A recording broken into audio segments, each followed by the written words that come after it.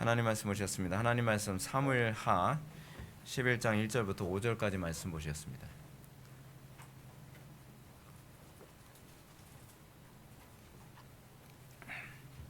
사무엘하 11장 1절부터 5절까지 말씀.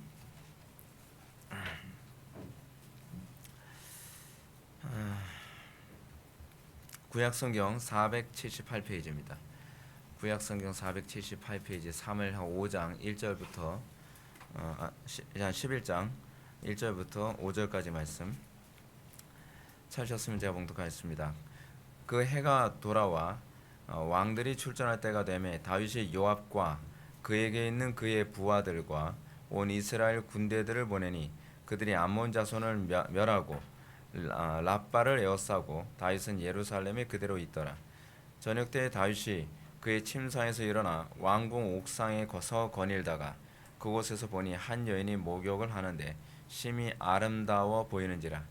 다윗이 사람을 보내어 그 여인을 알아보게 하였더니 그가 아뢰되 그는 엘리압의 딸이요 햇사람 우리아의 아내 밧세바이니까 하니 다윗이 전령을 보내어 그 여자를 자기에게로 데려오게 하고 그 여자가 그 부정함을 깨끗하게 하였으므로 더불어 동침함에 그 여자가 자기 집으로 돌아가니라. 그 여인이 임신하매 사람을 보내 다윗에게 말하여 이르되 내가 임신하였나이다 하니라. 아멘. 이 시간은 철로역정 28번째 강의가 되겠습니다. 정자에서 잠들다 라고 하는 부분을 보도록 하겠습니다. 정자에서 잠들다. 우리가 지난 시간에 고난의 언덕을 이제 우리가 살펴봤는데 이젠 그 고난의 언덕에서 중턱에서 정자에서 잠드는 장면을 보게 됩니다. 크리스천은 고난의 언덕을 달려 올라가다가 미끄러져 떨어졌다. 그리고 손과 발로 기어 올라갔다. 언덕이 매우 가파르기 때문이었다. 그런데 언덕의 꼭대기로 올라가는 중간에 머디는 정자가 있었다. 언덕의 주인이 피곤한 여행자들이 쉴 수 있도록 만들어 놓은 것으로 크리스천은 정자에서 쉬기로 했다. 자신이 가슴팍에서 두루마리를 꺼내 읽어보고 상당한 위로를 받았다. 십자가를 바라보고 있을 때 받은 옷을 주의 깊게 바라보는 것도 크리스천에게 새로운 힘을 가져다 주었다. 크리스천은 이렇게 쉬다가 깊은 잠으로 인하여 자신이 손에 쥐고 있던 두루마리를 떨어뜨렸다. 크리스천이 잠을 자고 있을 때 어떤 이가 깨우면서 게으른 자여 개미에게 가서 개미의 살아가는 방법을 보고 지혜로우라고 말하였다. 곧바로 일어난 크리스천은 산 꼭대기에 이를 때까지 달려 올라갔다. 네.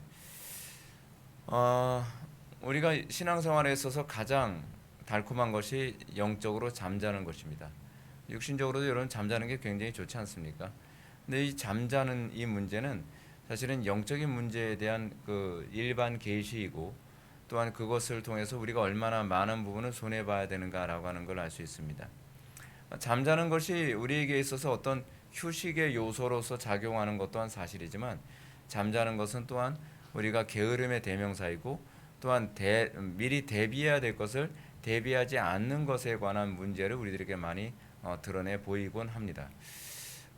우리에게 주어진 것, 우리가 대비해야 될 부분을 대비하지 않는다는 것이 얼마나 끔찍한 것인가를 좀 우리가 많이 좀 교훈을 얻었으면 좋겠습니다. 이따 우리가 예배 마치고 나서 같이 기도하기 전에 우리가 아프가니스탄의 탈레반이 어떻게 지금 아프가니스탄을 점령해서 지금 끔찍한 만행을 저지르고 있는지 그거를 뭐 일일이 동영상 끔찍한 건 안 보려고 그래요. 저도 막 끔찍한 거 보면서 막 속이 울렁울렁 하더라고요.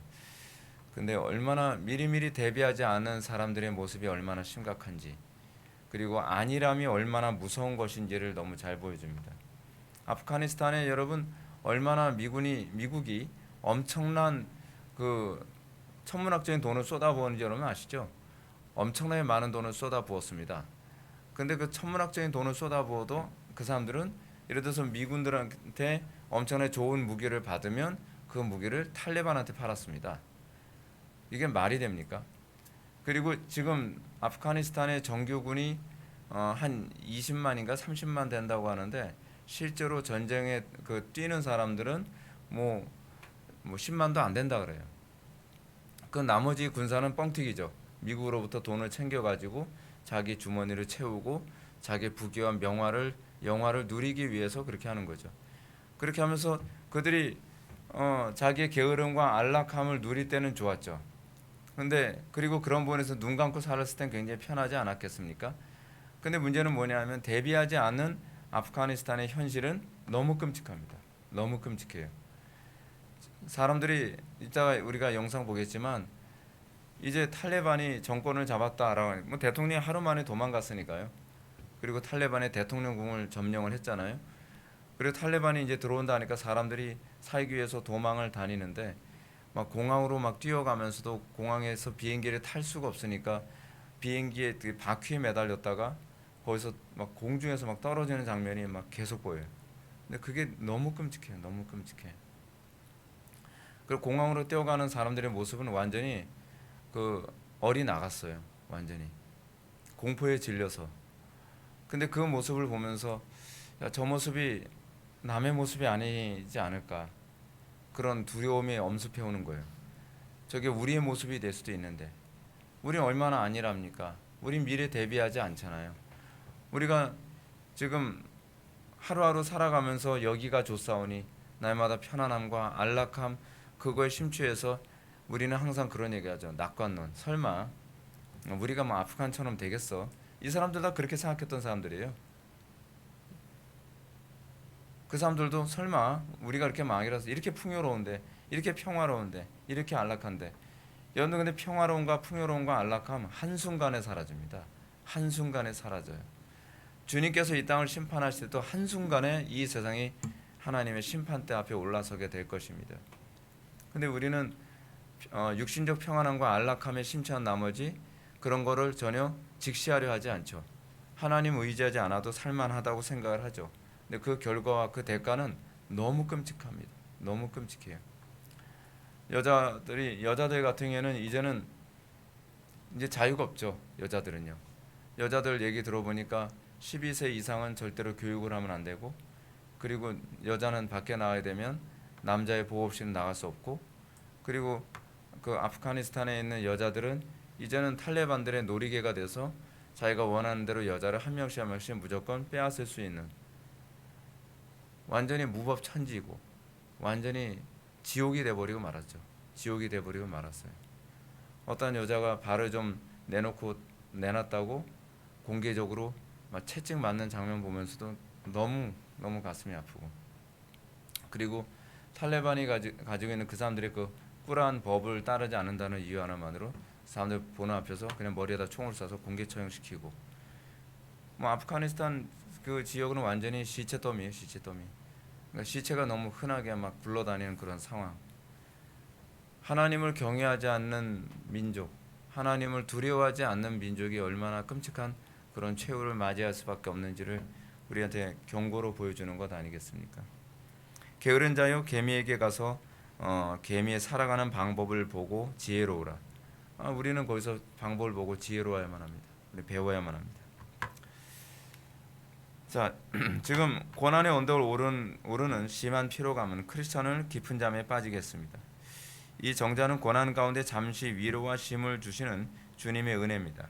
언덕의 주인이 피곤한 여행자들이 쉴 수 있도록 만들어 놓은 것입니다. 그러나 이곳에서 아주 잠이 들면 안 됩니다.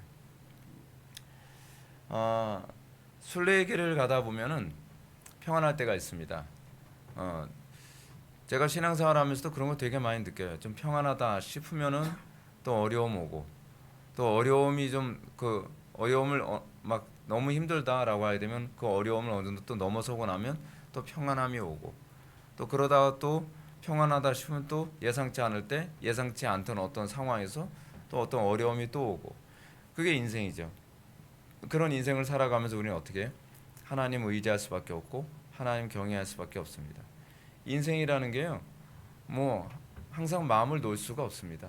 어느 날 평안했다가도 갑자기 사랑하는 가족들에게 어떤 불의의 사고가 일어나기도 하고 나는 건강하게 내 관리 잘했다고 생각을 하는데 어느 날 뭐 검진을 받는데 뭐 특정한 부위에 어떤 문제가 생겼다는 그런 또 결과를 또 듣기도 하고 세상이 그래요. 세상이요. 그래서 우리는 항상 뭐예요? 항상 어려움, 환난 그리고 어떤 끔찍한 시대를 항상 대비하면서 살아가는 지혜를 배워야만 할까? 하나님께서 우리들에게 그런 부분을 가르쳐 주시는 거잖아요. 평안할 때는 어떤 때를 대비하라고요? 고난의 때. 평안을 하나님께서 그 간헐적으로 주시는 이유가 뭐냐면 고난도 간헐적으로 오기 때문에 그거를 미리미리 대비하도록 하기 위해서 하나님께서 우리에게 그런 시간을 주시는 겁니다. 그냥 놀라고 있는 시간이 아니라 대비하라고 주신 시간입니다. 여름이 있는 것은 겨울 때문에 있는 것이죠. 그렇죠? 겨울이 올 것이니까 겨울을 대비하라고 하나님께서 우리에게 여름이라는 시간을 주신 거죠. 근데 우리는 여름이라는 시간이 덥고 힘드니까 노동을 하지 않으려고 하죠. 되도록이면은 배짱이처럼 바이올린이나 키고 뭐 그러면서 놀고 그러고 싶은 거죠. 근데 우리는 그 뜨거운 여름에 오히려 겨울을 대비했을 때 겨울 때 우리는 안식할 수 있게 되죠. 겨울 때 우리는 낭패를 당하지 않게 되는 것이죠. 이것이 사실은 창세기서부터 요한계시록 전반에서 끊임없이 우리들에게 주는 교훈 아닙니까? 근데 우리는 그런 교훈을 항상 귀담아 듣지 않죠. 우리에게 종교의 자유가 주어졌을 때는 우리가 어떻게 하는 거예요? 종교의 자유를 지켜내는 거예요. 우리에게 종교의 자유가 있을 때는 우리는 그것의 소중함을 깨닫고 우리는 그걸 지켜내고 그리고 그럴 때 우리가 복음을 증거할 수 있을 때 복음을 열심히 증거해야 되는 겁니다. 근데 우리는 항상 모든 걸 잃어버렸을 때 그때 후회하죠. 아, 그때 복음 열심히 전할 걸. 아, 그때 나에게 기회 있을 때 신앙생활 열심히 할 걸. 내가 평안히 신앙생활 할 수 있었을 때 그때 내가 좀 이런 일에 좀 집중할 걸. 근데 제가 눈이 하는 말 있잖아요. 껄껄껄 하는 사람은요 안 바뀝니다. 또 평안한 시간 주면요 또 줍니다. 또 자요. 그러다 또 어려움 당해서 낭패 당하면 또 후회해요. 또 후회하다가 또 평안한 시간 있으면 또 게으름과 나태함을 또 추구해요. 여러분 몸 할 거리라고 여러분들 살아갔다면 여러분들은 앞으로도 또 그렇게 살아갈 가능성이 많습니다. 지금 준비해야 돼요. 대비해야 돼요. 젊음이 왜 주어졌는지 여러분 아시죠? 젊음은 노년을 준비하라고 있는 겁니다. 건강할 때는요, 건강하지 않을 때를 준비하라고 우리에게 있는 겁니다. 모든 것이 하나님께서 우리들에게 그런 식으로 대비할 수 있는 시간, 기회를 우리에게 허락하십니다. 근데 우리는 그런 기회를 제대로 사용하지 않죠. 자, 이 깊이 잠든 이 사람에 관한 얘기를 한번 볼까요? 고난과 하나님의 위로. 크리스천은 고난의 언덕을 달려 올라가다가 미끄러져 버렸다. 그리고 손과 발로 기어 올라갔다. 언덕이 매우 가파르기 때문이었다. 그런데 언덕의 꼭대기로 올라가는 중간에 멋있는 정자가 있었다. 언덕의 주인이 피곤한 여행자들이 쉴 수 있도록 만들어 놓은 것으로 크리스천은 정자에서 쉬기로 했다. 신자가 겪는 고난의 처절함이라고 하는 것이 있습니다. 그렇다고 해서 신자가 항상 고난 가운데 있는 건 아닙니다. 하나님께서 신자에게 쉴 수 있는 기회도 주십니다. 순례길을 가는 성도들은 항상 성경이 인도하는 길로만 갑니다. 성경이 인도하는 길로만 가다 보면 그 길이 항상 쉽지가 않아요. 항상 어렵습니다. 항상 피곤합니다. 항상 많은 스트레스를 감안해야만 합니다. 그리고 우리가 성경대로 산다고 해서 우리가 바르게 산다고 해서 누가 알아주지 않습니다. 오히려 우리가 성경대로 살기 때문에 오히려 우리를 미워하고 또 우리가 오히려 적을 더 많이 만들 수도 있습니다. 제가 목회하면서도 제가 느끼는 것처럼 제가 신앙생활을 오래 하면서 느낀 것처럼 오히려 성경대로 살아가면 살아갈수록 적은 더 많아지게 됩니다. 왜냐하면 세상이 악하기 때문에 그래요. 우리는 좀 가끔가다 순진하게 생각을 합니다. 우리가 성경대로 살면 사람들이 우리를 존경해 주겠지. 내가 성경대로 내가 반듯하게 살면 사람들이 나를 굉장히 괜찮다고 봐주겠지. 그렇지 않습니다. 오히려 정직하면 이용해 먹으려고 합니다. 그리고 우리가 성경대로 살려고 하면 할수록 오히려 사람들은 더 시기합니다. 그렇지 않나요? 오히려 시기하는 경우가 더 많습니다. 남들 뇌물 받을 때 뇌물 받지 않으면 지는 얼마나 잘났다고 그러지. 야, 저 사람 굉장히 강직한데 그러지 않습니다. 우리가 이 땅에서 그렇게 살아가면서 우리 굉장히 억울함 많이 당하고 굉장히 힘듭니다. 사람에게 보이려고 선을 행하면 실족할 수밖에 없습니다. 하나님만 바라보면서 신앙생활을 한다고 하면 그런 가운데서도 우리가 인내할 수 있게 되는 거죠. 근데 여러분 이 길이 사람의 힘과 인내로 갈 수 있는 길이 아닙니다. 그래서 번연은 어떻게 표현했냐면 매 순간마다 올라가다가 미끄러져 떨어졌다라고 얘기합니다. 올라가다가 미끄러져 떨어지며 손과 발로 기어 올라간다고 얘기합니다. 성령께서 도우신다고 해서 여러분 그냥 힘있게 막 쭉쭉쭉 올라가는 게 아닙니다. 성령님께서 도우시더라도 우리에겐 그 고난이 고스란히 그대로 닿습니다. 간혹가다 신비주의자들이 착각을 하는 게 하나 있습니다. 우리가 은혜를 받고 성령 충만하면 고통을 안 느낀다고 생각하는 경향이 있습니다. 우리가 성령 충만하고 은혜 충만하면 우리는 괴로움 가운데서도 그 괴로움이 안 느껴지고 스트레스도 안 받고 기쁨이 충만해서 그걸 다 이긴다고 생각을 하는 경향이 있습니다. 물론 그런 사람도 있습니다. 그런 사람도 있어요. 근데 안 그런 사람들이 태반입니다. 근데 안 그렇다고 하더라도 그것도 성령의 역사입니다. 하나님께서는요, 우리가 그렇게 물리적으로 강력하게 막 스트레스를 이기고 고난을 이기고 기쁨이 충만해서 누가 우리를 모욕을 해도 아무렇지도 않은 것처럼 껄껄껄 웃는 마치 초월한 사람처럼 그렇게 살아가는 일만 생길 거라고 생각하는 건요, 그거는 잘 모르는 일입니다. 예수님이 십자가 지면서 웃으면 지지 않으셨습니다. 예수님이 십자가 지면서 나 멋있지? 사진 한번 찍어봐. 난 이 정도쯤이야. 그러지 않으셨어요. 예수님은 그 고난을 다 겪으셨습니다. 그 아픔을 다 느끼셨습니다. 그 질고를 다 느끼셨습니다. 사도 바울도 낙심해서 거의 죽을 뻔하였다라고 얘기까지 합니다. 산 소망까지 살 소망까지 다 잃었던 적이 있다라고 얘기합니다. 근데 우리는 그 고난과 어려움과 난관을 돌파하고 나서 그때는 내 힘으로 이긴 것 같아요. 그때는 내가 인내한 것 같아요. 그때는 내가 정말 이걸 이길 수 있을까라고 하는 그런 절박감, 그리고 하나님께서 나를 안 도우시는 것 같은, 그래서 내 힘으로 이것을 극복하는 것 같은, 그래서 우리는 그런 경우가 굉장히 많이 있잖아요.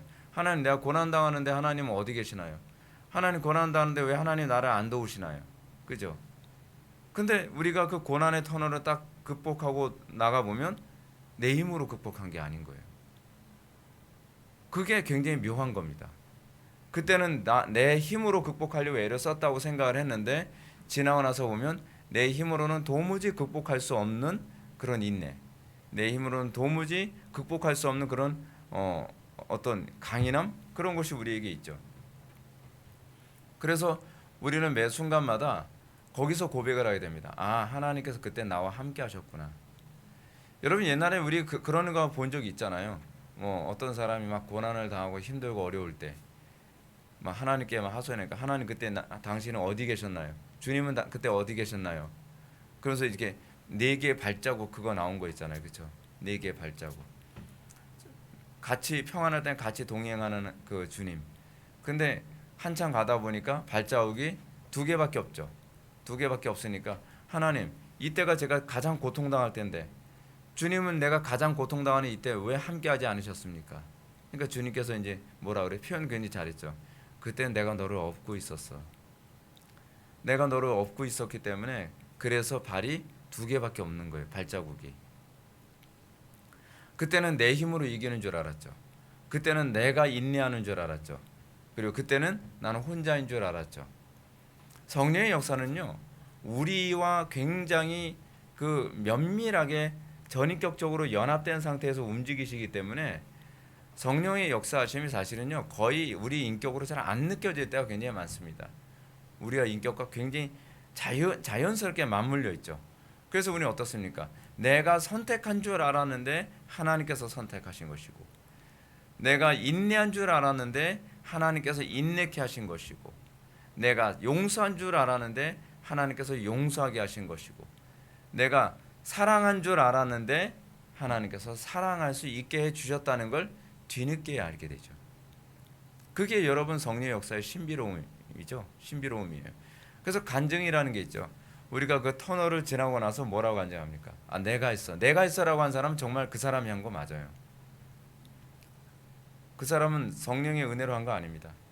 그런데 정말 그 어두운 터널을 딱 지나고 나서 딱 뒤돌아봤을 때 내가 어떻게 그 어려운 난관을 내가 통과하고 인내하고 내가 이겨냈지? 라고 신비롭게 생각하죠. 그래서 그 영광을 누구에게 돌립니까? 하나님께 돌리는 거죠. 그게 이제 성도가 이 땅에서 생활하는 가운데에 하나님의 은혜를 맛보면서 고백하게 되는 것이죠. 우리가 날마다 기도해야만 합니다. 힘들더라도 기도해야만 합니다. 우리가 느끼지 못하더라도 우리는 삶의 매 순간순간마다 주님께서 우리와 함께하고 계신다는 걸 인정하고 그리고 감사해야만 합니다. 저는 지금 우리나라 대한민국 상황을 보면서 이 대한민국은 어떻게 될까? 요즘에는 다른 기도에 집중을 잘 못하겠어요. 대한민국이 너무 한심하니까. 다른 게 한심한 게 아니라 기독교가 제일 한심해요. 기독교가 제정신을 못 차리고 있어요. 기독교가 깊은 잠에 빠져 있고, 저는 되게 안타까운 게 뭐냐면 하나님의 일을 한다고 하는 많은 사람들이 사실은 하나님의 일이 아니라 자기 일을 하고 있다는 걸 자기가 모르고 있어요. 하나님과 동행하는 관계라고 하는 것을 뭔지 잘 모르고 있어요. 여러분, 지금 우리나라는 지금 한국교회가 얼마나 부패하고 썩었는지를 알게 된 것이 뭘 통해서 알게 됐습니까? 이렇게 어려운 상황에 딱 처하면서 소위 대형교회라고 하는 그 목사님들이 결국 WCC에 앞장서서 지지했고, 그렇죠? 그리고 대형교회라고 한다는 상당수의 목사님들이 사실 공산주의를 지지했고, 그리고 대형교회 한다는 분들이 결국 현 정부의 이런 기독교 박해에 대해서 하나도 저항하지 않고 오히려 그들의 어용 역할을 하면서 조그만 교회들이 믿음 짓기 더 힘들도록 그렇게 역할하고 이런 모습을 보면서 뭘 느끼게 됩니까? 한국 교회를 망친 중요한 그 요인들이 대형 교회였다는 것을 다시 한번 보게 되는 거죠. 저 양반들이 믿음이 좋아서 큰 교회를 한 것이 아니라 저 양반들이 교활해서 큰 교회를 한 거예요. 만약 한국 교회가 정말 믿음이 좋은 목사님들에 의해서 대형 교회가 됐다면 저는 그거에 대해서 저는 나쁘게 생각하지 않습니다. 믿음이 좋은 상태에서 대형 교회 될 수 있습니다. 스펄전 같은 경우에도 영국에서 가장 큰 교회를 했다 그러잖아요.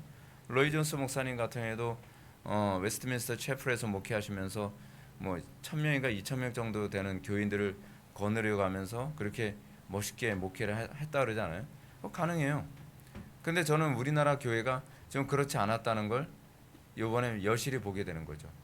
지금 기독교가 이렇게 박해 가운데 놓이게 된 것도 지금 이번에 얼마나 많은 어떤 교회는 예배 드렸다고 영구 폐쇄 명령까지 내려진 교회가 있어요. 여러분, 종교의 자유가 방역이 종교의 자유를 누를 수가 없습니다. 종교의 자유는 헌법이 보장하는 겁니다. 근데 대형교회 목사님들이 목소리만 내서도 지금 이 정도까지는 가지 않는 거거든요. 지금 부산에 있는 보 목사님 같은 경우에는 신앙의 자유를 위해서 막 정부에서 박해를 가하니까 그러면 당신네들이 예배당 폐쇄하면 우리는 주차장에서라도 우리는 예배하겠다.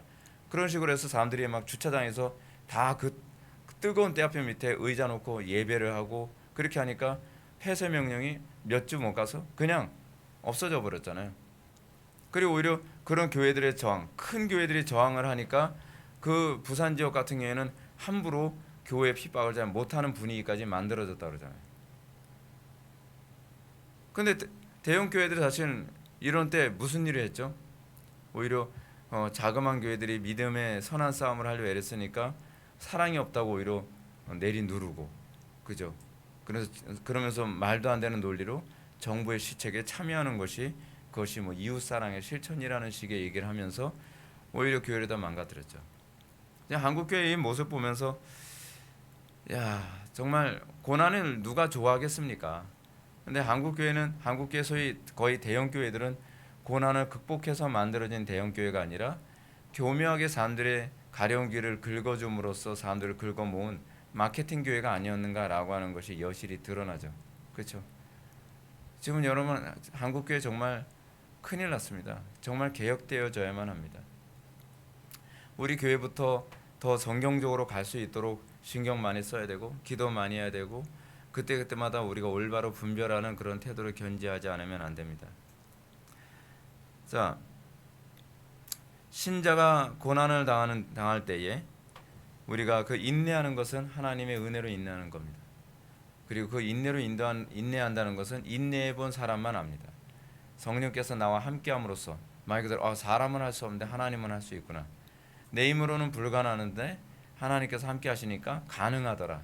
뭐 이런 고백을 할 때 자녀들에게도 그렇게 가르치는 것이고 목회자들은 성도들에게도 그렇게 가르치는 것이고 그러면서 신앙이 다음 세대에 이렇게 전수되는 것 아니겠습니까? 근데 그런 전수가 없어요. 그런 전수가.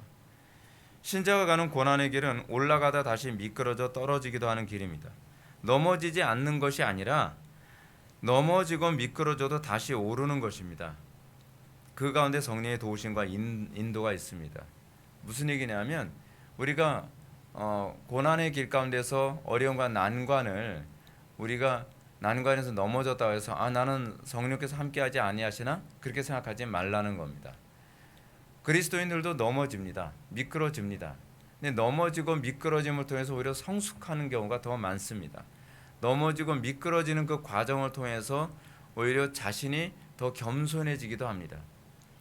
여러분, 어떤 사람이 정말 더 겸손합니까? 실패해본 사람 아닙니까? 넘어져본 사람이 아닙니까? 저는 여러분들이 넘어지는 것을 두려워하지 않았으면 좋겠습니다. 근데 일어나지 않는 것을 두려워했으면 좋겠어요.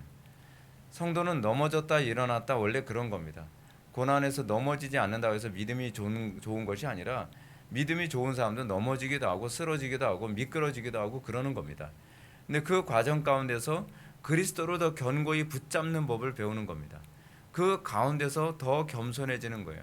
그 가운데서 내 힘으로 되는 것이 아니라 하나님의 능력으로 되는 것이다 라고 하는 것을 비로소 고백하게 되는 것입니다. 근데 소위 맨날 여러분 그런 거 있잖아요. 실패해 본 적 없는 사람은 실패해 본 사람의 마음을 이해를 잘 못한다 그러잖아요. 예. 그 어느 그 신학대학원 그 교수님 같은 경우에는 뭐 시험에서 떨어져 본 적이 없으니까 그리고 뭐 그분이 히브리어를 2주 만에 마스터했다고 하는데 2주 만에 히브리어를 마스터하니까 히브리어를 한 학기 내내 배워도 못하는 사람 이해를 못하죠. 예. 그걸 왜 못해? 그 쉬운 걸. 예. 그건 누구나 다 하는 건데 자기나 다 하는 거지 그 누구나 다 하는. 예. 근데 그분이 이제 목회를 하시면서 성도들을 가르쳐 보니까 거의 다 태반이 못하더래요. 그래서 나만 하는 거구나. 좀 겸손해지기 시작하는 거죠. 아무리 해도 안 되는 거예요. 실패하면서 겸손해지는 거예요. 넘어지면서 겸손해지는 거예요. 미끄러지면서 겸손해지는 겁니다. 그 과정 하나님께서 쓰시는 거예요. 그 과정을 통해서 우리가 그리스도를 더 진지하게 붙잡는 법을 배우게 되는 것입니다. 이렇게 고난의 언덕을 가는 가운데 크리스천은 멋있는 정자를 발견합니다. 이는 언덕의 주인이 피곤한 여행자들이 쉴 수 있도록 만들어 놓은 것이랍니다. 언덕의 주인. 그러면 언덕의 주인이라고 하는 거 보니까 고난의 언덕의 주인이 누구예요? 하나님이시죠. 그렇죠? 하나님께서 우리에게 그 고난을 예비해 놓으셨어요. 하나님께서 예비해 놓으시지 않으셨으면 그것은 존재할 수 없는 거죠. 하나님께서 그 언덕의 주인으로 우리에게 예비해 놓으시고 우리에게 그 고난의 언덕에서 이길 수 있는 길로만 인도하시죠. 그리고 우리가 더 이상 넘어서지 못할 것 같으면 피할 길을 주님께서 열어주시죠. 우리에게 고난을 주시는 이유가 뭐냐면 그 고난을 통해서 하나님을 더 알아가도록 만드는 것입니다. 하나님을 더 알아가도록. 지금 참 이상하죠. 저는 신앙생활하면서 매번 느끼는 게 뭐냐면 쉽게 편안하게 이렇게 가본 적이 없는 것 같아요. 뭐든지. 하나서부터 열까지 남들은 뭐 쉽게 간다 하는데 우리 형님은 뭐 군생활도 쉽게 했는데 저는 군생활도 되게 힘겹게 하고 뭐 그렇다 해서 뭐 우리 형님이 방이고 제가 현역이었으면 제가 이해를 하겠는데 그 위치는 정반대잖아요. 우리 형님은 현역이었고 저는 방이었는데 우리 형님은 그것도 전방에서도 되게 편하게 군생활을 했거든요. 근데 저는 후방에서 방위 생활하면서 정말 현역들보다 훨씬 힘들게 군생활을 했어요. 그럼 딴 사람들이 믿질 않아요. 아니 무슨 방위가 이렇게 고생을 해. 근데 굉장히 기분 나빠요. 예. 아니 뭐 방위는 고생하면 안 되나? 예. 현역이 고생했다 그러면 믿어주는데 방위가 고생했다 그러면 약간 에이 그래요. 그래서 뭐 에이야 사실인데. 근데 하나님께서는 그런 과정을 왜 저는 좀 불만이 많았어요. 그래서 하나님 왜 남들은 그 아예 뭐 특수부대나 뭐 공수부대나 뭐 해병대 뭐 그런 데 가서 고생을 하겠는 뭐 자랑거리라도 있지. 저는 뭐 가고 싶지도 않았는데 대가 뭐 언제 뭐 방위 보내달랬나요? 뭐 난 현역갈 생각하고서 준비하고 있었는데 근데 하나님께서 현역을 저 2등급 나왔어요. 근데 현역 가게 만들고 나서 거기서도 편하게 생활하는 것이 아니라 고생 직사도록 하게 되는 거예요. 근데 그 과정을 하나님께 주신 이유가 뭐냐면 그 과정을 통해서 하나님을 알아가는 거예요. 여러분, 우리가 고난이 아니면요 하나님을 알아갈 기회가 없습니다. 고난이 있으니까 하나님 찾고, 고난이 있으니까 하나님의 뜻을 찾고, 고난이 있으니까 내가 무능하다는 거 알고, 내가 아무것도 아니구나, 나 하나님 의지하지 않으면 살 수 없는 존재구나, 그런 거 알게 되는 거죠. 그거 알게 되는 거예요. 근데 여러분, 고난 없고 쉽게 인생을 살아가게 되면 하나님 왜 의지하며 사는지 이해가 안 돼요. 맨날 부르짖고, 옛날에 그 유명한 어떤 목사님 그러잖아요. 자기 교회 어떤 성도님이 예배당 와서 막 주여 눈물을 흘리면서 부르짖고 그러니까 그러잖아요. 아니 왜 인생을 저렇게 살아? 왜 기도를 왜 저렇게 해? 하나님 귀 안 먹으셨다고. 조용히 기도해도 하나님 다 알아들으세요. 근데 그분은 뭐냐면 그렇게 기도해야 될 만큼 절박감이라는 걸 느껴본 적이 없는 거예요. 그러니까 성도가 막 절박하게 눈물을 흘리며 기도하고 막 매달리고 그러면 이해가 안 되는 거죠. 이해가 안 되니까 어때요? 하나님이 어떤 분이신지 잘 모르죠. 다윗이 주를 어떻게 알았다고요? 고난을 통해서요. 고난 당한 것이 내게 유익이라. 이로써 내가 주의 율례를 깨달았노라. 아니 머리로 주의 율례 깨달을 수 없나요?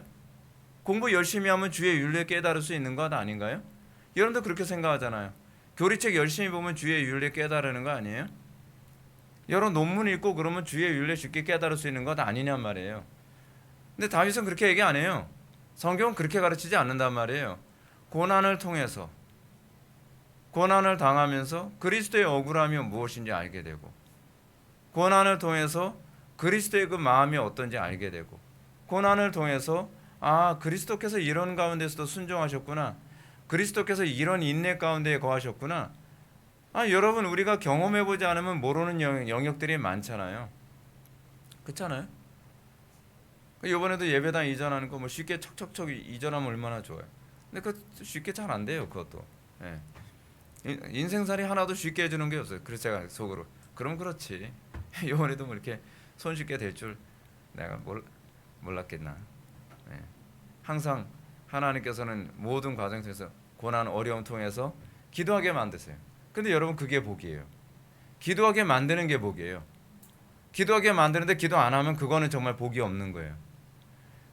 인생은요 뭐가 복이냐면, 제가 누누이 여러분한테 그런 말씀 드렸잖아요. 기도로 받지 않은 건 다 재앙이라고요. 우리가 항상 매사에 공짜로 받을 생각하면 안 돼요. 기도를 통해서 받는 법을 배워야 돼요. 기도를 통해서 하나님의 선물을 받는 법을 배워야죠. 근데 우리는 어떤 사람이 복이라고 생각합니까? 나는 기도 안 해도 나는 건강해. 나는 기도 안 해도 나는 행복해. 난 기도 안 해도 나는 뭐 내가 원하는 대로 배우자 만나고, 내가 원하는 대로 자녀 낳고, 내가 원하는 대로 애들 막 성공. 난 우리 애들은 뭐 기도 안 해도 뭐 알아서 뭐 정직하게 그리고 반듯하게 알아서 커가지고 좋은 대학교 가서 뭐 성공하고 잘 먹고 잘 살고 그러는데 왜 저 사람 꼭 기도를 해야 된다고 얘기하지? 이해를 못해요. 근데 우리 주변에 그런 사람이 있어요. 반 정도는 좀 부러운 사람이죠. 기도 안 해도 다 잘 돼요. 기도 안 해도. 그렇죠? 기도 안 해도 애들이 알아서 공부 열심히 해요. 굉장히 그 미스테리예요. 어떻게 기도를 해도 알아서 공부 안 하는 애들도 있는데 기도를 안 하는데도 알아서 공부를 하지? 참 신기하다. 그죠? 근데 여러분 그게 복이 아니라는 거예요. 시간이 지나가 보세요, 여러분. 우리 교회가 지금 힘들게 예배당 이전하는 거 여러분 기도하고 계시죠? 예, 기도 안 하면서 가는 사람 진짜 양심 털난 거예요, 진짜. 예. 여러분 기도를 통해서 얻게 되면요 부작용이라는 게 없어요. 예. 저는 그거 굉장히 많이 느낍니다. 기도를 하지 않고 얻으면요 그때는 좋은 거 같죠. 나중에 보십시오. 부작용이 일어나요. 기도 안 하는데 우리 애가 뭐 공부 잘하고 우리 애가 뭐 성공하고, 글쎄요 걔가 앞으로도 부모한테 잘할지 어떨지 그건 모르는 일이죠. 예. 제가 뭐 그거 가지고 누구 뭐 저주하자 그런 얘기하는 게 아니라, 아니 성경을 보세요. 성경을요. 기도를 통해서 얻은 자녀, 그리고 그 자녀가 고난이 많아서 맨날 기도하게 됐더니 그 기도를 통해서 하나님께서 이 자녀를 아름답게 세워주시는 그런 과정들. 기도는요 공짜가 없어요. 기도는요 쌓아놓으면 자기한테 복이에요. 이 땅에서 어떤 사람이 가장 복이 많은 사람이냐면 기도하는 사람이에요. 기도 안 하면서 뭔가 잘 되고 기도의 필요성을 못 느낀다면 그거야말로 정말 재앙이죠. 그래서 여러분 이렇게 고난의 언덕 가운데 크리스천이 멋있는 정자를 만났을 때 거기서 얼마나 그 하나님의 그 은혜가 달콤하게 느껴졌습니까? 주님께서 주시는 위로. 주님께서 주시는 위로가 뭔지 여러분 아십니까?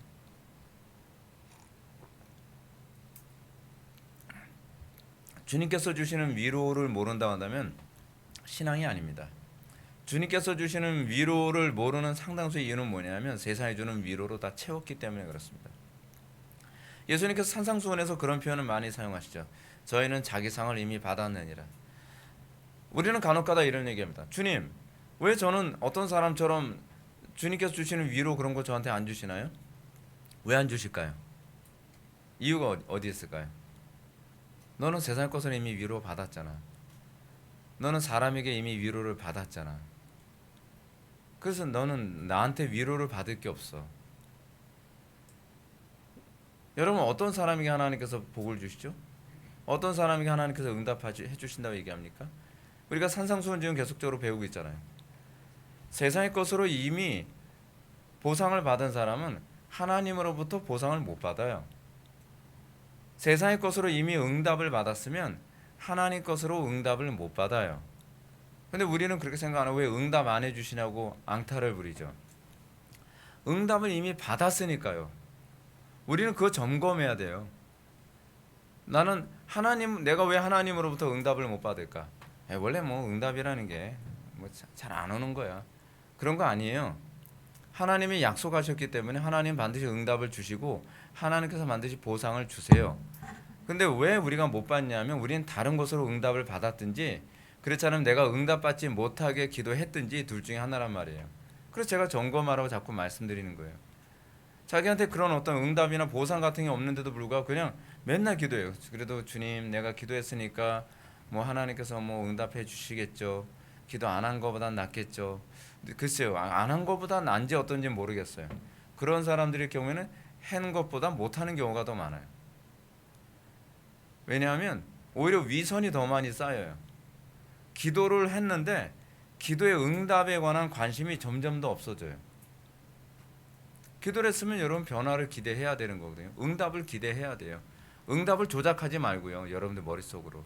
나 이렇게 해서 응답 받은 것 같아. 여러분 나 이렇게 해서 응답 받은 것 같아 라고 했을 때 그게 여러분들 믿음의 유익이 됩니까? 그 여러분들 하나님을 더 신뢰하게 돼요? 그렇게 잘 안 돼요. 여러분들 응답 받았을 때는요. 이것이 응답이라는 명확한 확증을 하나님께서 성령님께서 주세요. 왜요? 칼빈이 얘기했던 것처럼 그렇게 응답을 주심으로 하늘의 각양 좋은 것을 주시는 분이 하나님이시라는 믿음을 더 견고하게 해주시기 위해서거든요. 근데 오늘날 우리가 사는 이 시대는 기도의 응답이 무엇인지 모르면서 살아가는데 익숙한 사람들로 가득해요. 저는 여러분들 어느 때보다도 정말 기도 좀 많이 해야 된다고 저는 진짜 많이 강조하고 싶습니다. 제가 요즘에 이제 메타버스에 관해서 조금씩 이제 관심을 가지면서 요것저것 이제 자료를 좀 찾고 있는데 와 우리가 사는 미래는요 기도 안 하면 이제는 살 수가 없습니다. 기도 안 하면 살 수가 없어요 여러분. 우리가 사는 이 시대하고 앞으로 5년 후 10년 후는 완전 다른 세상이 됩니다. 지금 우리가 사는 세상 이 세상은 어떤가요? 우리는 거의 3차원에서 생활하는 것이 아직은 익숙하잖아요. 우리는 사람들하고 만나서 대화하는 게 익숙하고.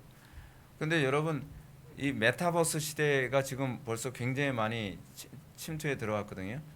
그래서 지금 뭐 10대들, 그 20대들 같은 경우는 이제 이 VR 같은 거 이거 끼고 메타버스 시대에서 자기 인생을 살아가는 아이들이 굉장히 많이 있어요. 이 메타버스 안에서 이제 돈이 유통이 되거든요. 그거를 소위 가상 화폐라고 얘기하죠. 그 블록체인이라고 하는 이런 희한한 우리는 한 번도 경험해보지 못한 이 나이 든 세대들은 도대체 블록체인이 뭔지 제대로 이해할 수 없는 그런 시대가 온 세상을 다 뒤덮고 그 세계 안에서 사람들이 이제 생활해 가요. 그래서 지금은 여러분 아직은 그래요. 아직은 이 VR 같은 그 가상 현실 세계에 들어가게 만드는 이런 것들 눈을 가리고 귀를 막고 그리고 모든 오감을 다 통제해요. 그리고 미각, 후각까지 다 통제하는 기술이 지금 개발 중에 있어요. 그러면 현실 세계가 완전히 차단이 되는 거죠. 지금 현재 그 메타버스를 연구하는 사람들은요, 어떻게 하면 사람이 철저하게 세상과 단절되게 살도록 만들까에 대해서 연구를 해요. 근데 이제 아직까지는 기술이 그렇게 많이 발달하지 않아서 그 현실과 가상 현실이 좀 아무래도 좀 구분이 좀 되죠. 구분이 되는데 10대 아이들 같은 경우는 구분 못 합니다. 그래서 VR에서 빠져나와도 자기가 현실인지 이게 비현실인지 자기가 몰라서 공포에 떠는 아이들도 굉장히 많아요. 근데 지금 반도체 기술이 엄청나게 발전하고 있잖아요. 반도체 기술이 발전한다는 것은 소위 그래픽 처리 속도가 엄청나게 빨라진다는 얘기거든요. 그래픽 처리 속도가 엄청나게 빨라진다는 것은 결국 우리가 보는 것을요. 여러분 4K 넘어서 지금 8K가 나오잖아요. 지금 16K 나왔나요? 근데 이제 그런 8K 같은 어떤 그 선명한 그런 영상 안에서 그래픽으로 된 어떤 사람들을 보게 되면 그 사람들이나 자연이 진짜 자연이고 진짜 사람처럼 보이는, 그래서 온갖 죄악을 다 저지르고 그래서 온갖 자기의 상상한 대로 살아가는, 자기의 죄악을 있는 대로 다 뿜어내며 살게 되어지는 그런 시대에 이제 살게 될 거라는 거죠. 제가 무슨 얘기하다 여기 왔는지 아세요? 기도 안 하고 살면 안 된다는 얘기예요. 기도 안 하면요 믿음 지킬 수가 없어요. 지금 세상은 그렇게 돌아가고 있어요. 저는 이런 세상 보면서 야 과연 어떻게 성도들을 이끌어 가야 될까? 앞으로 우리가 살아가야 될 세상은 과연 어떻게 믿음을 지켜낼 수 있을까? 여러분 근데 그거 내다보면 살아야 돼요. 10년도 남지 않았어요. 반도체가 성장하는 속도가 제가 말씀드렸잖아요. 반도체를 사람이 만들 때는 몇천 시간 걸리던 것을 이제는 AI가 반도체를 설계를 했더니 6시간이면 돼요. 발열도 덜 나와요. 처리 속도는 더 빨라요.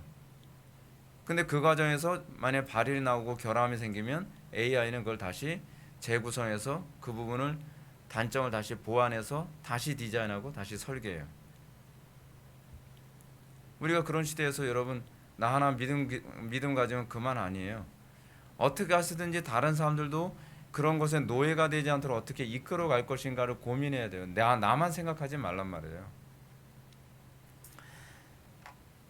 제가 여러분한테 이제 그 말씀 드리고 싶어요. 여러분들은 정말 주님께서 주시는 그 위로만 바라보면서 살고 있는가?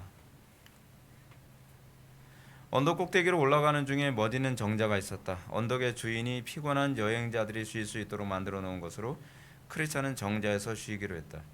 그래서 정자의 기능을 살펴봅시다. 첫 번째로 고난의 언덕 올라가는 중간에 위치했다는 것이죠. 고난의 언덕 딱 끝이 아니에요.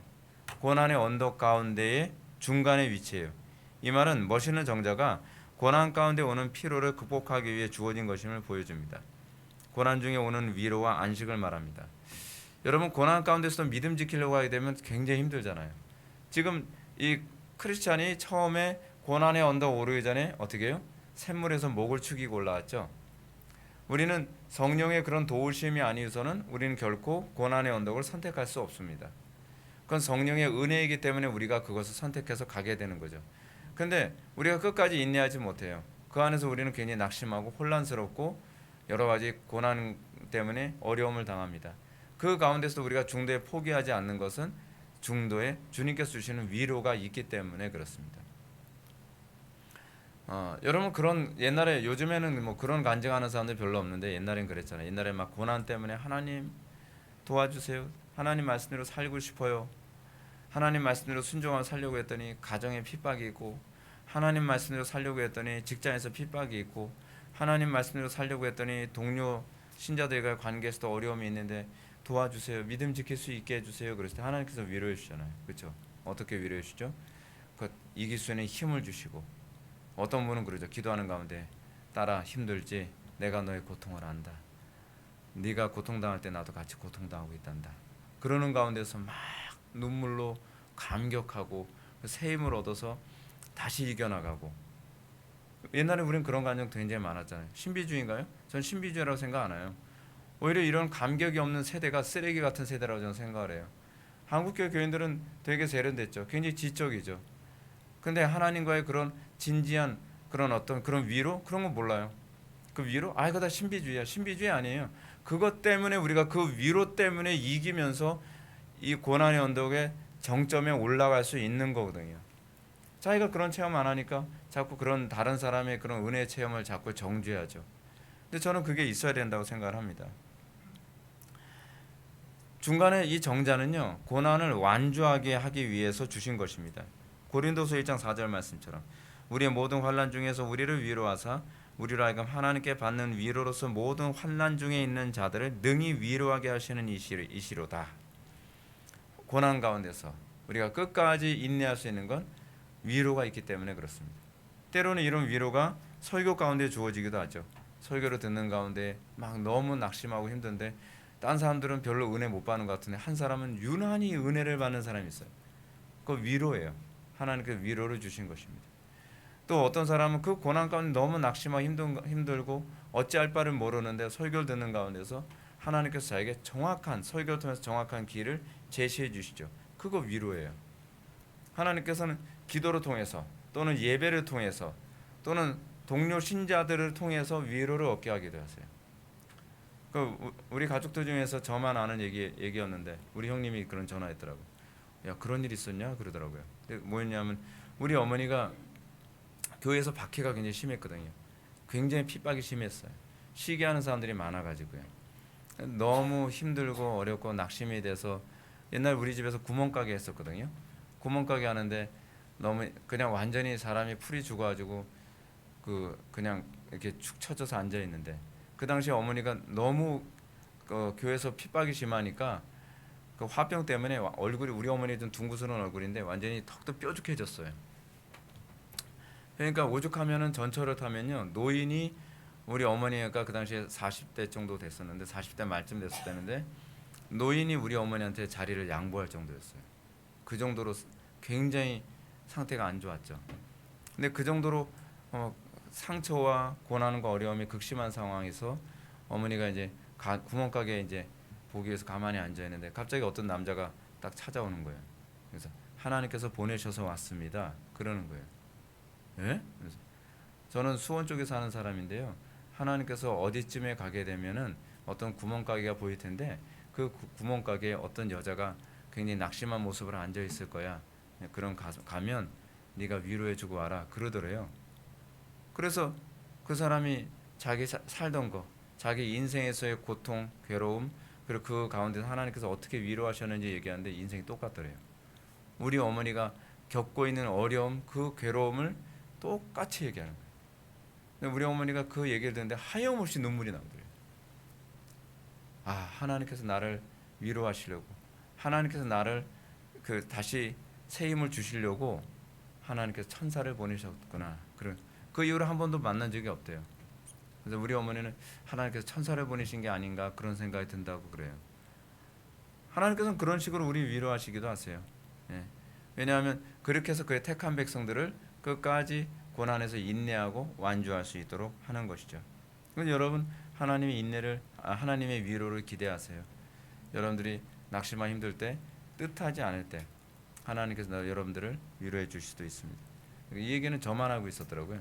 네. 두 번째로 위로가 주어지는 방식입니다. 정자와 같은 위로가 주어지는 방식은 제가 방금 말씀드렸던 것처럼 말씀을 통해 확신을 얻고 간헐적인 승리를 맛보며, 그렇죠? 아 너무 낙심한 것 같은데 순간순간에 또 승리하게 하세요. 그래서 하나님께서 함께 하신다는 것도 느끼게 해주시죠. 또는 기도와 예배 가운데 예상치 않던 체험이 나타나기도 합니다. 어떤 사람은 예배 가운데 예상치 않게 막 성령께서 굉장히 강력하게 역사하셔서 막 새 힘을 얻게 되는 막 그런 경험도 하게 되죠. 간혹 사람들은 이 체험은 너무 달콤한 나머지 체험이 목적이 되는 경향이 있습니다. 그래서 이렇게 하면 이런 체험을 할 수 있어. 여러분 그런 말 듣지 마세요. 체험은요 여러분들이 하고 싶다고 해서 하는 게 아니에요. 하나님께서 주권적으로 그의 택한 백성들을 위로하시기 위해 상상하지 못하는, 한 번도 생각해보지 못한 방식으로 하나님께서 체험을 주시기도 하십니다. 때로는 뭐 막 눈물을 흘리면서 우리 어머니 그런 말씀하시더라고요. 하루는 너무 괴로워서 막 기도를 하시는데 예배당 안에 백합화 향기가 가득하더래요. 그래서 아니 여기 꽃이 없는데 백합화 향기가 이렇게 가득하지? 근데 백합화가 사실 그리스도를 상징하는 부분이 있잖아요. 근데 다른 사람은 그런 냄새 못 맡았대요. 그런 냄새 없는데. 근데 우리 어머니 이렇게 냄새가 진한데 그걸 못 맡아? 근데 그런 것을 통해서 신비적인 그런 체험을 할 수도 있어요. 근데 체험이 목적이 되면 안 돼요.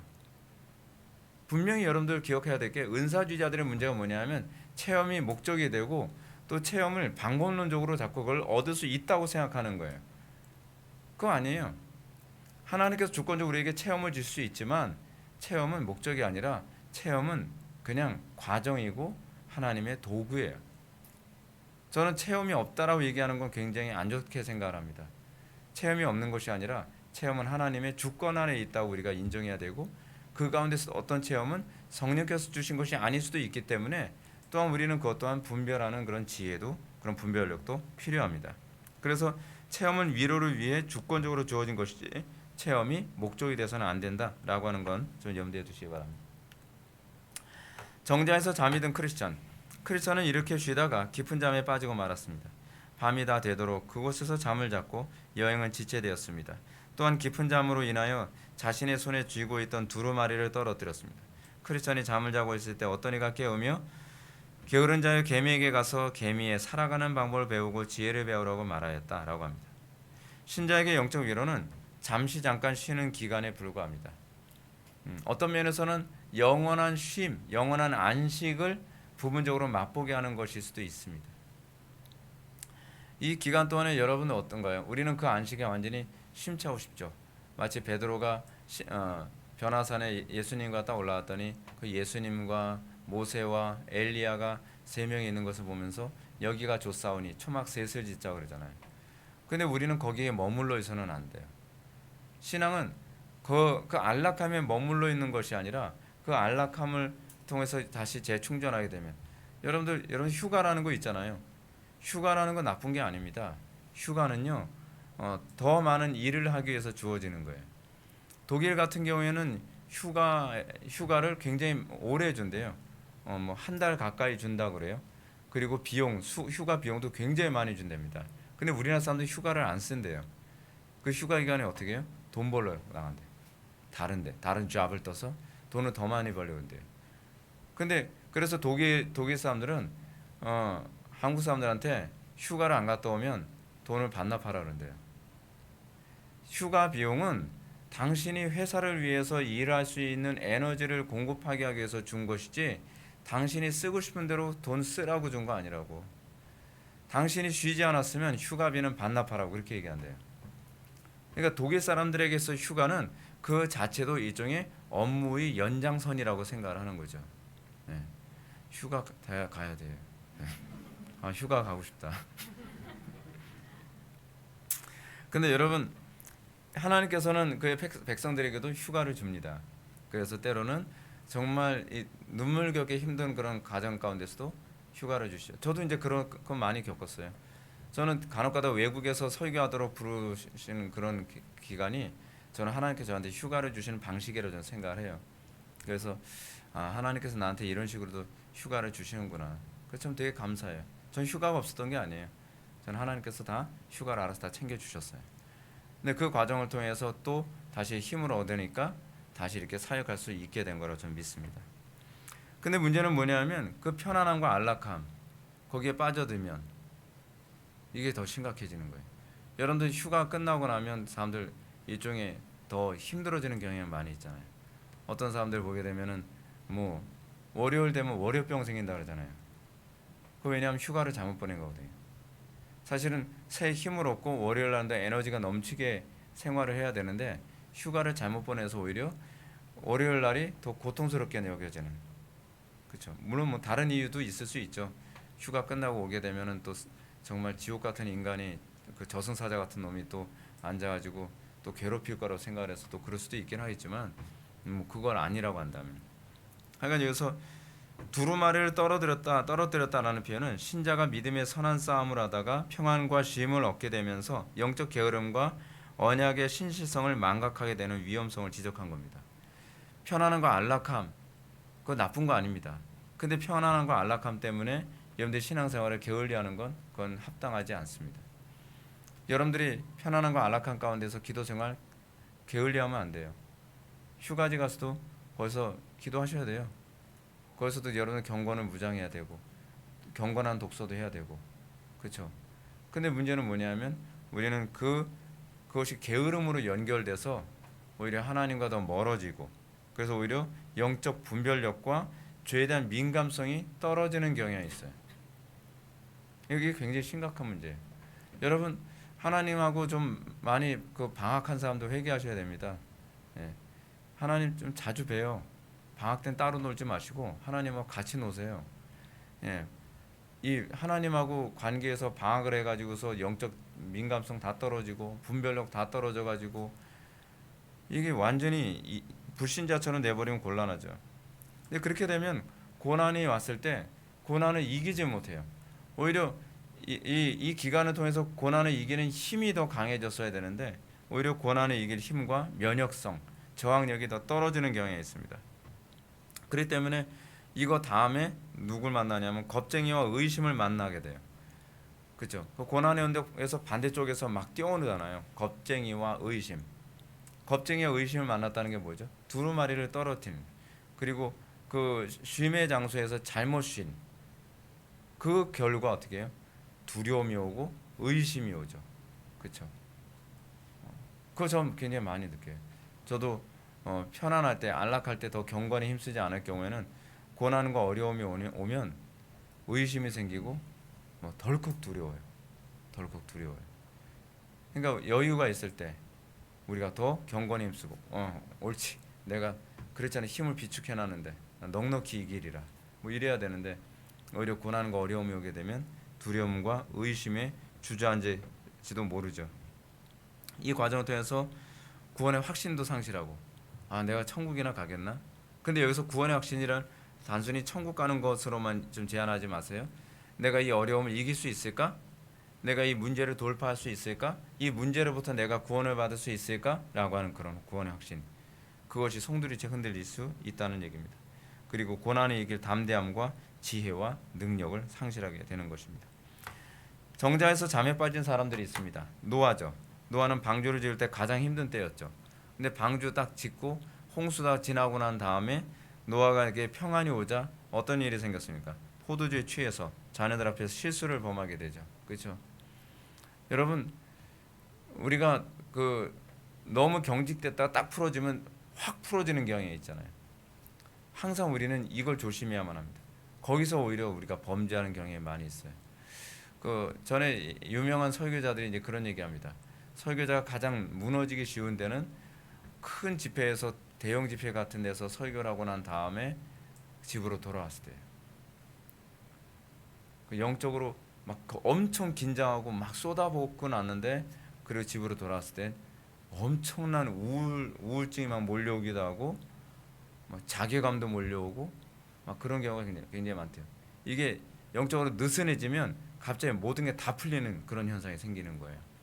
그래서 제가 옛날에 20대 때 읽었던 책에서 보게 되면 항상 그런 때 오히려 더 영적 긴장을 하고 또 영적 무장을 해야 된다. 그렇지 않으면 우울증도 오고 때로는 안 좋은 유혹도 올 수 있고 그것에 무너질 수 있다. 그렇죠. 우리는 긴장하고 나면 뭔가 이거 풀어주고 싶어 하거든요. 풀어주는 것이 아니라 오히려 더 영적으로 잘 다질 수 있어야 됩니다. 다윗도 이제 그런 케이스가 있죠. 다윗이 사울에게 쫓기다가 왕이 오르고 드디어 안정된 삶을 살게 되었습니다. 그런 가운데 암몬 자손과 전쟁을 하고 있을 때 그는 전쟁에 나가지 않고 편안히 예루살렘에 있었죠. 그러나 다윗은 우연히 왕궁 지붕 위를 거닐다가 한 여인이 목욕하는 모습을 보고 간음하며 그 죄를 숨기기 위해 여인의 남편까지 살해하는 음모를 꾸미고 말았습니다. 근데 여기서 다윗이 절제력도 없어지고요, 분별력도 없어지고, 그리고 죄를 죄라고도 느끼지 못하는 상태가 되어버리고 말았어요.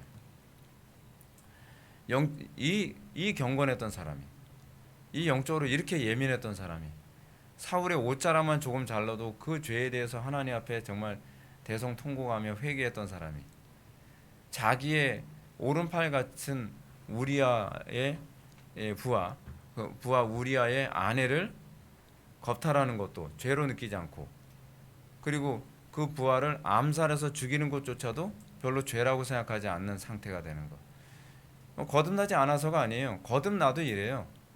거듭나도요. 우리가 영적으로 느슨해지고 우리의 영적인 무장이 풀리게 되면 얼마든지 이상한 사람 됩니다. 얼마든지 악마같이 될 수가 있어요. 다윗이 단지 차이가 뭐냐면 거듭났기 때문에 책망에 정확하게 반응한 거죠. 아, 내가 틀렸구나. 근데 거듭나지 않은 사울 같은 어떻습니까? 내가 뭐가 잘못했다고? 저놈을 죽여라죠. 그렇죠? 단지 그 차이예요. 우리가 항상 영적으로 무장해야 되는 이유가 뭐냐면 우리도 하나님의 은혜가 떠나면 언제든지 악마가 될 수 있다는 걸 기억하셔야 됩니다. 여러분은 천사가 아니에요. 그래서 제가 여러분한테 누누이 말씀드리는 거잖아요. 기도 생활 쉬지 말라고요. 기도 생활 느슨히 하지 말라고요. 기도 생활 느슨히 하면 제가 굉장히 걱정이 많이 돼요. 기도 생활 느슨히 하면 그렇게 좋았던 관계라도 생각지 못했던 가운데 한순간에 다 깨져요. 한순간에 원수같이 돼버려요. 제가 20년 동안 거의 이제 19년 동안 제가 목회하면서 그게 제일 마음이 아팠어요. 주기천 목사님이 제일 마음이 아팠던 게 뭐라 그런지 여러분 아시죠? 제일 마음이 아팠던 건 자기 신앙의 동료들이 다 신사참배 반대하는 것 같이 그러더니 어느 한순간에 다 돌아서서 오히려 신사참배 안 한 사람들을 오히려 막 정죄하고 그러면서 내 신앙의 동지라고 생각했던 사람, 나하고 같이 갈 거라고 생각했던 사람들이 하나씩 다 적대시하고 다 멀리하고 그러다 이게 헤어지게 되는 그런 모습 볼 때 굉장히 외롭죠. 굉장히 우울해지죠. 그게 사실 제일 견디기 힘든 부분이거든요. 제가 믿고 그리고 제가 끝까지 영원히 그 신앙의 길을 같이 갈 것이다라고 생각했던 사람들도 어느 날 갑자기 사람이 달라지는 거예요. 돌변하는 거예요. 분별을 못해요. 근데 그럴 수밖에 없어요. 그 사람 눈엔 그렇게밖에 안 보이니까. 그 사람 눈에 그렇게밖에 안 보이면 자동적으로 제가 틀린 거고 자기는 맞는 거라고 생각하죠. 참 안타깝죠. 저는 제가 항상 오를 수 있는 것도 아니고요. 그렇죠? 그러니까 항상 저도 틀릴 수 있는 가능성이 있으니까 그렇게 나오는 것도 무리는 아니죠. 근데 이게 신앙생활 하면서의 비예요. 아마 여러분 보세요. 앞으로 주님 오실 날이 점점 가까이 오는데 더 심해질 겁니다. 더 심해질 거예요. 다 점점 각자 자기 속에는 옳은 대로 살아가게 될 거예요. 절대로 같이 가기 힘들게 될 겁니다. 기도하지 않으면 같이 못 가요. 앞으로 우리가 갈 길은 정말 험난할 겁니다. 얼마 안 남았어요. 여러분 대비하셔야 돼요. 제가 날과 해를 얘기하게 되면 이단되니까 차마 말은 못 하겠는데 주님 오실 날 그다지 멀지 않을 것 같아요. 제가 보기엔 저 살아생전에 주님 오실 것 같아요. 진짜로. 근데 저는 솔직히 그래요. 제가 느끼기에는 제가 은퇴하기 전에 오실 것 같아요. 네. 네. 은퇴하시기 전에 오시면 저는 그 목회를 조금 줄일 수 있는 거죠. 네. 네. 근데 좀 고달프게 목회하겠죠. 근데 전 그럴 것 같아요. 요즘 느낌이. 나 은퇴하기 전에 주님께서 오실 수도 있겠다. 그래서 그리스도인들은 항상 선줄로 생각하는 자는 넘어질까 조심하라고 경고합니다. 특히 하나님의 특별한 은총이 주어질 때 게으르거나 교만해지지 않도록 해야만 합니다. 주님의 가르침처럼 시험에 들지 않게 깨어 있어 기도하는 마음을 마음에 새겨야만 합니다. 이런 시기는 갑자기 옵니다. 갑자기 무너집니다. 특히 여러분들 영적으로 뭔가 성공했다, 영적으로 뭔가 내가 승리했다라고 하는 그 다음에 사탄은 절대로 틈을 놓치지 않습니다. 그때 여러분들을 공격해서 여러분들을 넘어뜨리고 여러분들 유혹하고 그렇게 하게 만들 겁니다. 사랑하는 성도 여러분, 여러분들 어떤가요? 여러분들 은혜 생활하면서 막 방방 뜰 때 조심하시기 바랍니다. 뭔가 충만하다라고 생각했을 때 안 넘어질 거라고 생각하지 마세요. 충만하고 뭔가 여러분들이 잘 되고 뭔가 역사가 일어나고 뭔가 나에게 하나님의 은혜가 정말 흘러 넘쳐서 괜찮겠다라고 하는 그때 오히려 사탄은 더 잘 넘어질 때라는 걸 잘 압니다. 한순간에 넘어집니다. 한순간에. 여러분들이 뭔가 더 충만하다 생각하고 뭔가 여러분들이 은혜 좀 많이 받았다라고 생각할 땐 더 긴장하고 더 조심해서 여러분들이 주님 오시는 그날까지 이 믿음의 선한 싸움에서 승리하는 저와 여러분들 되기를 주님의 이름으로 축원합니다. 기도하시겠습니다. 사랑이 많으신 하나님, 이 땅에서 믿음의 선한 싸움을 싸우고 우리가 이 믿음의 이 전쟁에서 우리가 흔들리지 않기를 원합니다. 악한 마귀 사단은 우는 사자처럼 삼킬 자를 찾아 두루 돌아다니고 이 세상의 온갖 최고의 기술력으로 사람들을 무너뜨리고 그리고 미혹하고 쓰러뜨리는 시대에 우리가 살고 있습니다. 눈으로 보지만 무엇이 참이고 무엇이 거짓인지 알 수 없을 정도로 온 세상은 거짓으로 가득한 시대입니다. 주님, 우리가 영적으로 항상 깨어있게 하여 주시고 우리가 무너지지 않게 하여 주시고 오히려 다른 사람들을 흔들어 깨울 수 있는 능력으로 충만케 하여 주옵소서. 예수님의 거룩하신 이름으로 기도합나이다. 아멘.